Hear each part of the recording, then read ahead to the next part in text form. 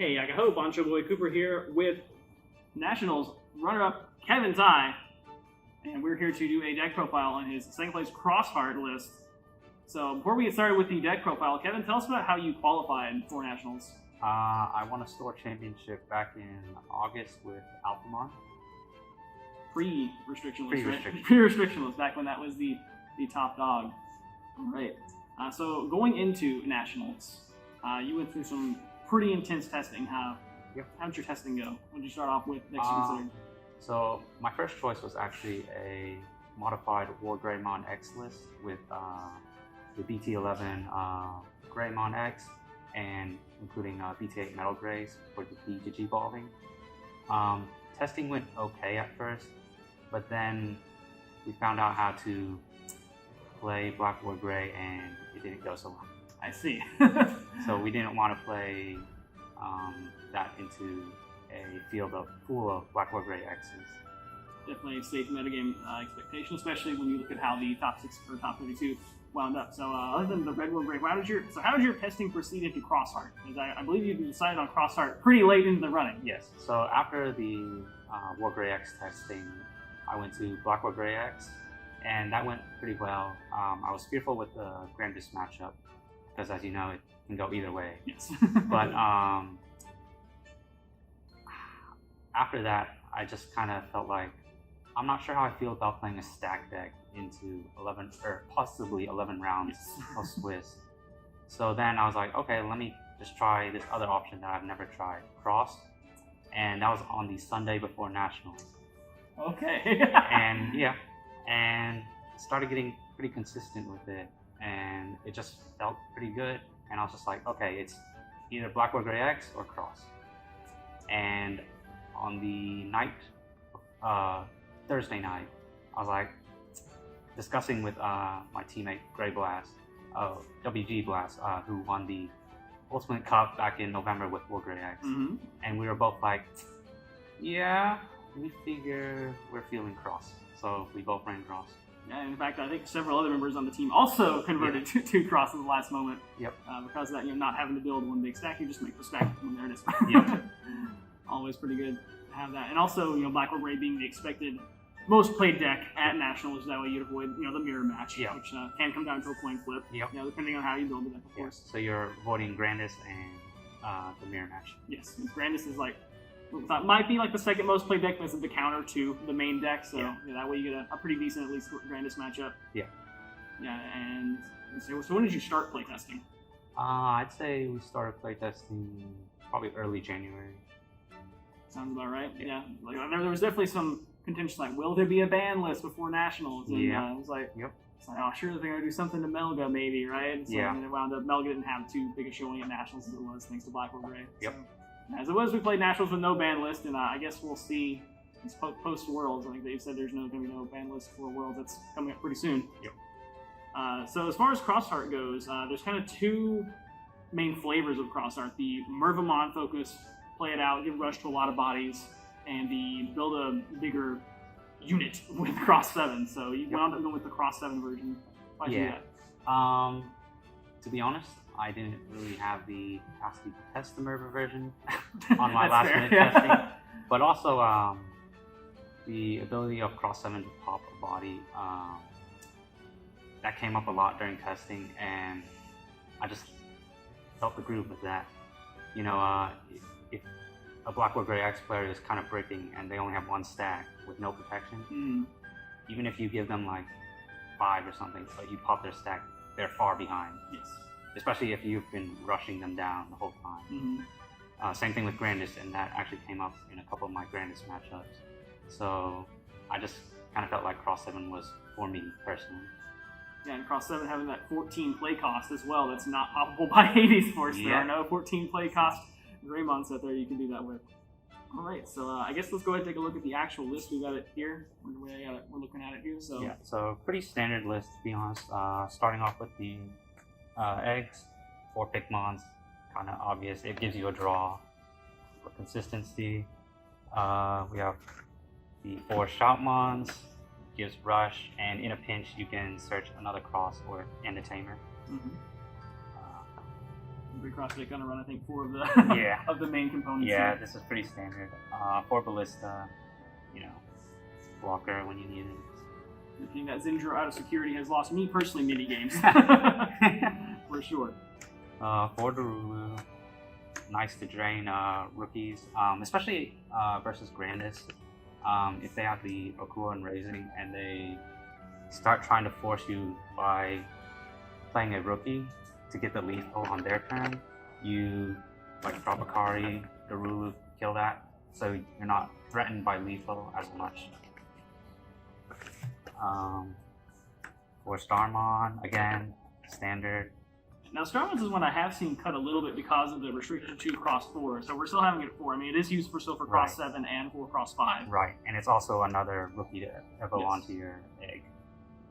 I think the Merva version may not use Starmons at 4. Right.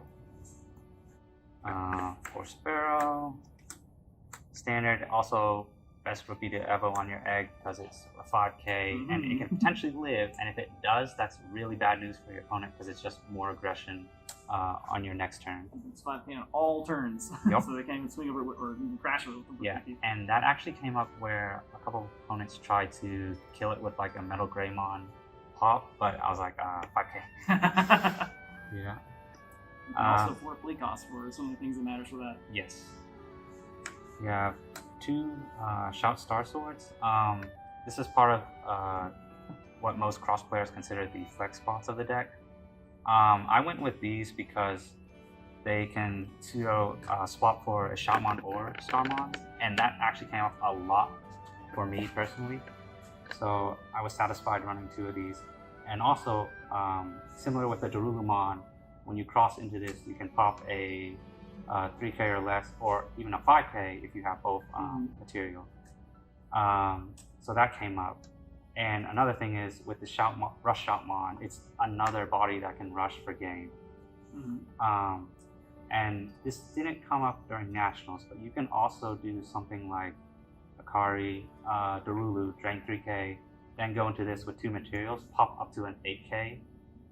That came up during testing, popping like a Metal Gray, but it didn't come up during Nationals. Another nice thing about this one, I think you may have ran into, is with Metal Greymon, the Digivolve. Yes. This is a level 3. Yes. You cannot de-digivolve this, so your materials are safe. Yes. And it still has, what, 4,000 DP, 4,000 so you also DP. can't pop it with Yep. the 3k DP pop. Yep. It is like, somehow magically, despite having just 2 sources, it's not going to be affected at all by the BT8 Metal Greymon. Yep, Which is pretty nice. great. And next up is the Shout King.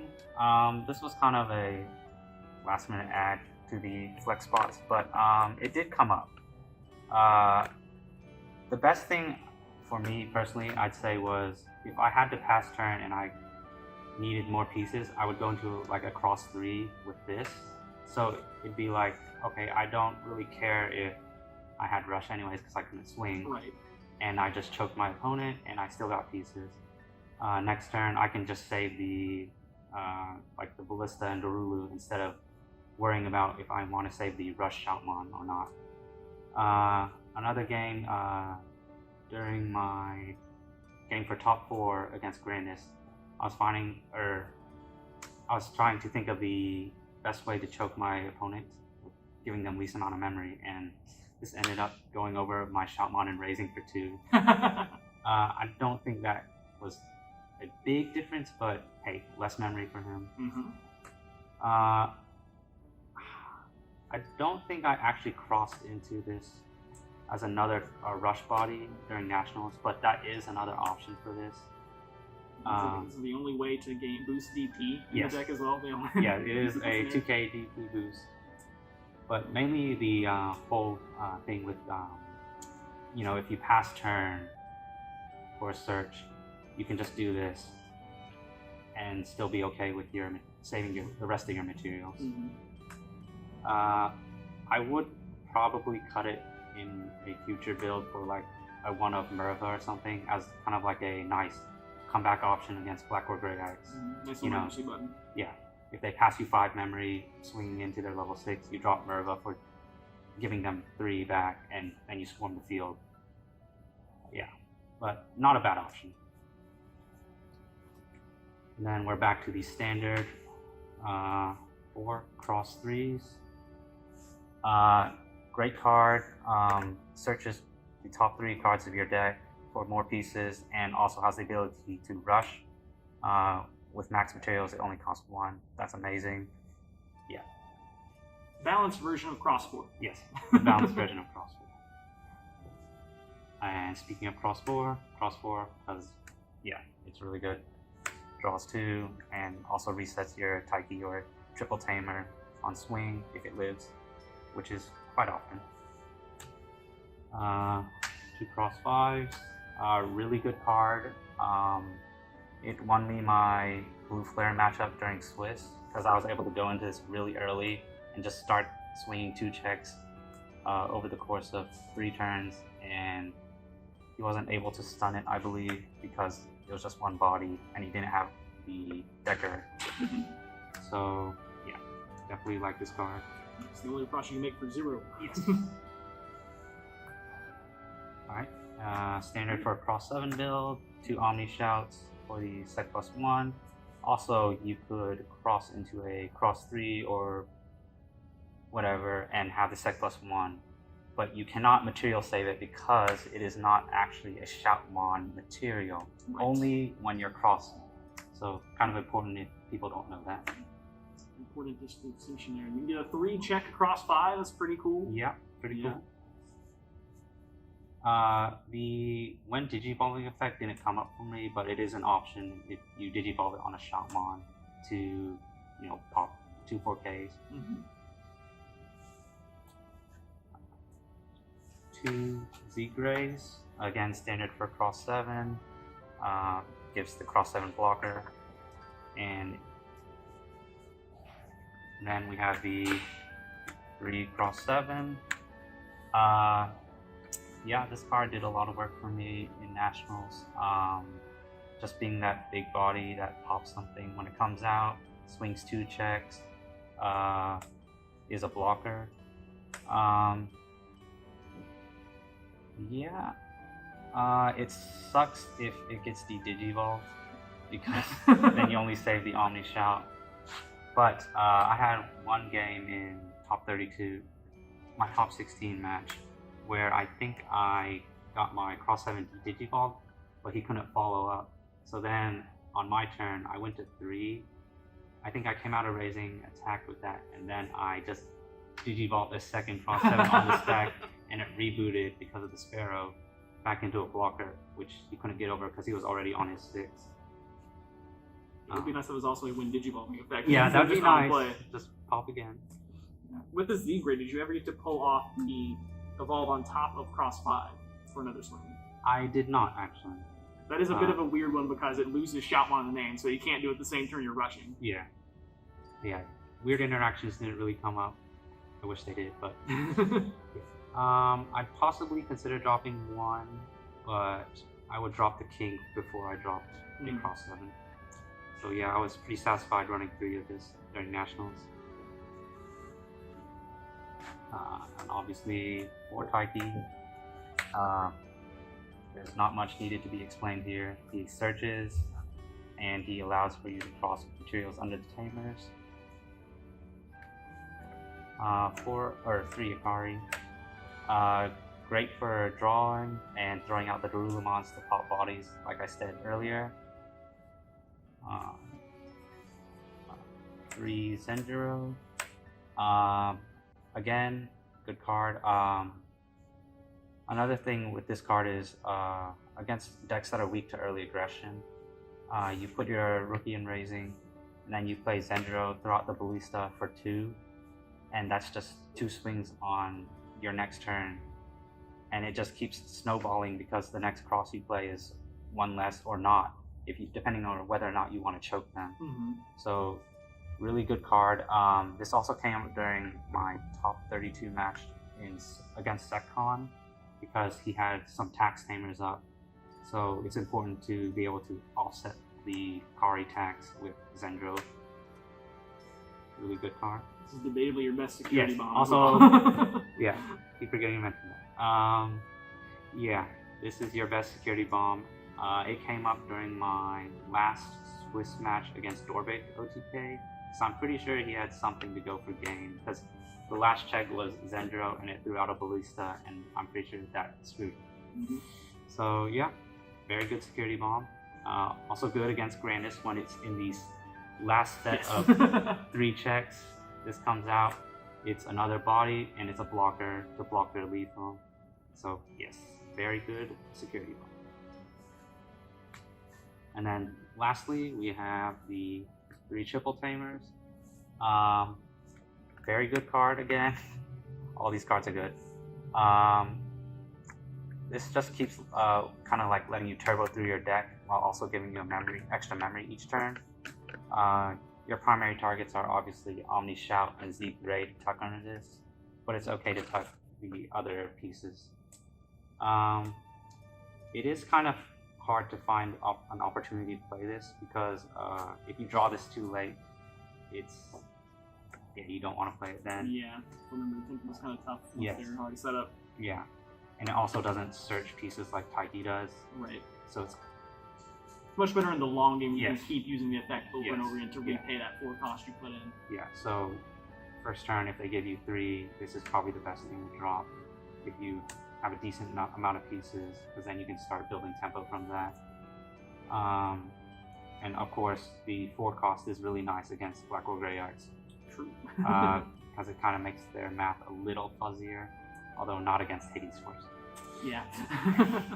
Yeah, all your other tamers are costing 3, so Yes. the BT8 Black or Gray still saw some play, of course, in Yes. Nationals. You're going to pop 2 of those, but only 1 of those. Yes. So your save targets are a little bit safer underneath the trio there. Yes. All right. So who do you think in the list is like your MVP that doesn't get enough credit? So most of the list is standard. So Yeah.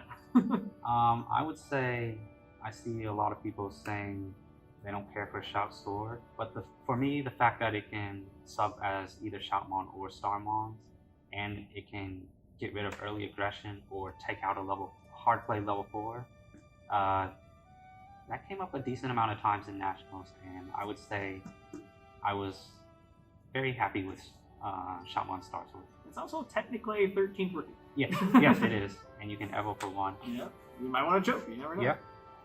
Conversely, who do you think was the least valuable that you might want to cut? I think you already mentioned the King version. Yeah, Might be that one. I think ultimately for me it would be the King version for like a Mervamon for that count pushback against Black or Grey Axe. It's still fine to run one of, I think, but ultimately I think I would cut the Shoutmon King. Probably some better options. Yeah. Fair. All right. Well, I guess we can get back to us up here. Yeah. So National started off the weekend started off in a very bad way for you. How did your flight go? Yeah. So my flight got delayed. Yeah, my first flight got delayed by basically an hour, and that was problematic because the connecting flight basically only had an hour between landing and liftoff. So when we landed, we had like 10 minutes to get to the connecting flight, and in O'Hare National Airport. Chicago. Yes. So we missed that flight, and they said the next flight is in 4 hours. Woo! And I mean, it's not that bad, but the most disappointing thing is I was expecting to spend some time in LA with all the stuff going on, and that just kind of made me lose my time. Yeah. So that was a very bad start because I was annoyed with that. Yeah, on the one hand, it was a business trip. On the other hand, like, you're out there in California, you want to do some fun stuff. You want to experience. Yeah. So how about the event as a whole? Uh, we had 3 days. The first day was mostly just the registration. Then Day 2, of course, the main tournaments, and then it was mostly side events for the rest of us. Yeah. I had a great time at the event. It didn't feel like it was poorly organized or anything. It felt, well structured. Everything felt great. I think the judges did a great job. Players were nice. Atmosphere was friendly, welcoming, and of course we had those side events for people who had, been have as much luck. Yeah. That was great. And then the art exhibit, I didn't go personally, but I know a bunch of my teammates went, and they all enjoyed it. Yes, if only we could have bought prints of the cards. I know Yes. you would have liked to have had some Alphamon. I'm a big Alphamon had 3 arts in the art gallery. No Yes. one else had that. Yeah, so outside the event, did you get to do anything else cool outside the losing 4 hours? Yeah, tried some good Korean food in the Korean parts of LA. Great K barbecue. We also went to I think it's called Little Tokyo. Pretty good gift shops there. Didn't get to explore it that much because we went kind of late, and of course I wasn't expecting to get into top 32. So Yeah, I kind of can't stay out Saturday night when Yeah. you got to be back at the venue at like 8 a.m. in the morning. Yep, or and then- before. Yep. And then day 2 lasted quite a bit longer than I thought Yes. because of all the ceremonies, and there was wait time in between the matches to get all the matches recorded. So Mhm. it took basically until 5 p.m. and at that point things are starting to Yeah. I'm tired and things are starting to close. So unfortunately didn't get to explore too much in LA, but overall I'm still happy with the places that we went to. All right. So, well, I think that'll just about do it. Thank you guys for watching. Keep it tuned here on the Bancho Boys channel. We'll be having weekly local gameplay up every week. And thanks, Kevin, for doing this interview with me. Thanks. All right. Later days.